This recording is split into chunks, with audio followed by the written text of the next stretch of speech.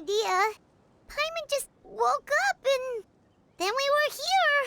Oh, Paimon's head is all dizzy. The scenery here looks different, too.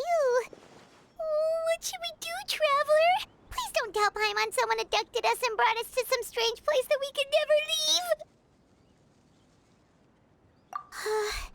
You're right. Better to think of this as the beginning of a new adventure. Thank goodness you're still here. If Paimon woke up alone, she probably would be trembling in a tree hollow.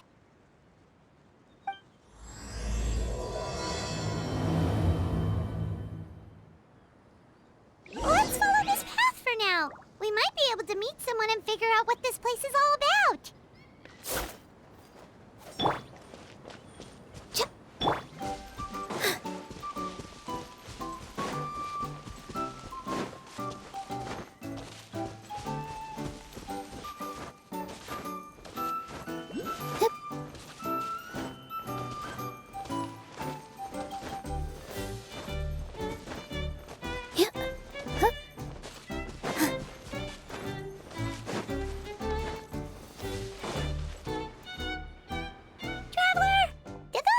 The road looked weird to you. It almost looked like they were made of paper. And those two frogs over there? Yeah, they look like pieces of origami. Oh, by the shade of a lotus leaf stream, don't tell me you forgot how to jump! I didn't forget, Firecracker. I'm just not sure if what I remember is correct. Next thing you know, you'll have forgotten how to sing, much less notate a score. You still remember why we call you Stream, don't you? Yeah, because I've got a great singing voice. Although these days, name seems more ironic than anything. Not just a great voice, one that evokes the gentleness of early morning dewdrops flowing into a spring.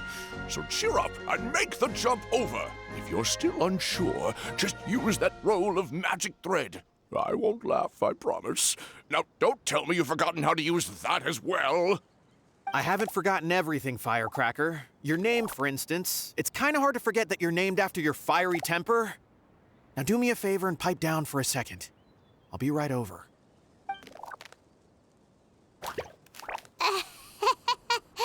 You saw that too, right? Paimon's not seeing things, is she? This place is getting more confusing by the second. Anyway, why don't we go after those two frogs? They didn't look evil or anything. Plus, they might be able to help us out.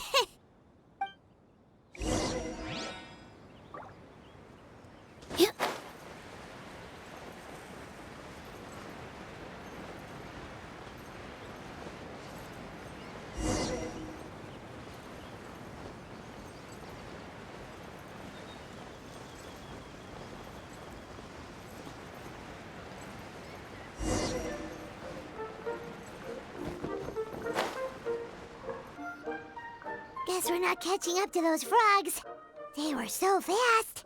Paimon couldn't even tell where they hopped off to in the end. Excuse me, honored travelers. Did you come from the Cliff of Prophecy, perchance? The chubby paper hamster just talked. Chubby? Who are you calling chubby? I've just got a slightly thicker layer of paper on me, that's all. Allow me to introduce myself. My name is Armand, and I'm an elder of the Forest of Blessings. I've been waiting here for the Hero of Prophecy to arrive. Traveler, could you pinch Paimon just to make sure she's not still dreaming? Pinching, you say? Well, I can help with that. Although you'll have to get a little closer. My arms are rather short. That's all right. We just need a minute to collect ourselves. Okay, let's think things through. We know for sure this isn't the world we're familiar with. The talking paper animals and all the paper trees and plants make that pretty clear. The hero from another world, supported by their companions, shall restore peace to the world. That is what the prophecy says. Dearie me, I completely forgot to introduce you to this world, didn't I? And here I am getting all excited by the arrival of the hero. You'll have to excuse me. This old brain isn't what it once was, all shell and no nut. Oh well, perhaps my once glossy paper has faded past the point of no return. It's okay, really. You can just tell us all about this world now. Let me think. Where should I even begin? I've pretty much forgotten everything that happened in the past. Right. I believe the story circulating along the pulp of this forest goes as follows. A long, long time ago, 3 goddesses created this world and named it Simulanka. The goddess of creation, who presides over matter and magic, created the mountains and rivers and gave us life. Her powers also paved the way for Simulanka to exist in numerous worlds. After the goddess of creation came the goddess of prophecy, with dominion over the stars and the course of fate itself. She induced the sky to spin and the earth to move. Even to this day, her statue still stands tall at the highest point of Constellation Metropole. The final goddess was the goddess of fate, she who reigns over all treasured tales and dearest wishes. She bestowed upon us the fierce and everlasting feelings of love and hate, and showed us the meaning of death and hope. Whoa, they all seem super impressive. Sounds like they really did a lot. Of course. All new residents of Simulanka come to the forest to thank the goddess of creation for founding this world, and travel to Constellation Metropole to witness the divinations of the goddess of prophecy's numerous oracles. After that, they make their way to the end of the world and tell the goddess of fate about their most cherished dreams. Well, at least that's how it used to be. How it used to be? Did something bad happen? Oh, yeah. That has to do with the hero you're waiting for, right? Yes, this old brain of mine may have forgotten many things, but I will never forget the day the evil dragon descended upon our forest. It came down from the skies in an ominous black mist and ravaged our homeland. Its gigantic footprints can still be seen in the kingdom of breezes and bells. We're incredibly fortunate that no one was hurt. Sounds terrifying. Terror doesn't stop there, I'm afraid. Ever since the attack, the Calligraphy Tavern in the forest has been closed. No one knows why, but it's a catastrophe of the highest order for us, forest dwellers. A catastrophe of the highest order? All because a tavern closed? If we were talking about Mondstadt here, Paimon might understand, but is it really all that serious? Good goddess of creation above. We'd take even the greatest flood over the closure of the tavern. Wet paper will dry out with time. Fallen trees can be restored.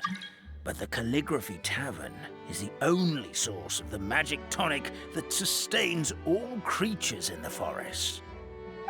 Magic what? Magic tonic. It was gifted to the forest by the goddess of creation herself. A special potion that helps us maintain our vitality.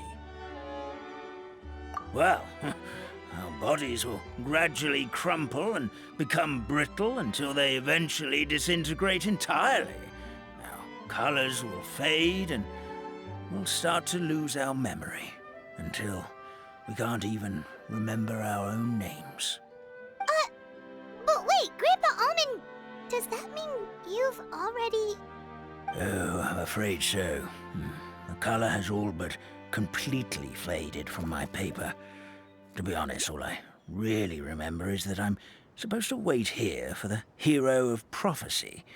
But I've already forgotten who gave me that order to begin with. Then we've got to act fast! How can we help? Oh, brave Pixie. May the goddess of fate reward you and your friend for your kindness. Could it be you're the heroes I've been waiting for all along? Not sure how we know that. Plus, we can't even remember how we got here, so it's not looking too promising. Well, this is turning out to be quite the conundrum for old Almond Brain here. The prophecy never mentioned anything like that. For now, why don't you come with me to the Hut of Blessings? Our forest fairy lives there. Maybe she'll know what to do. Whoa, a forest fairy? Like one that knows magic? Oh, you betcha. She's prophesized to join the hero on their journey. Well, then she sounds like exactly the kind of person we need. Please lead the way, Grandpa Almond.